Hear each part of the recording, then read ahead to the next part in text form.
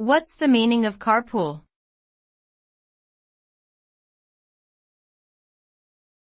Carpool.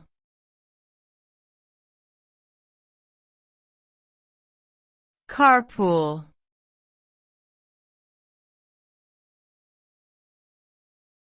Carpool.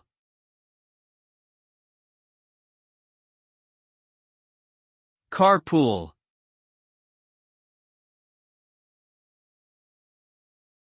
Carpool means to share a car with other people, typically colleagues or neighbors, when traveling to work or other destinations.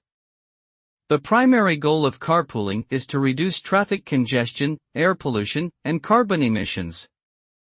By sharing a ride, multiple individuals can save money on transportation expenses and decrease fuel consumption, which in turn benefits the environment.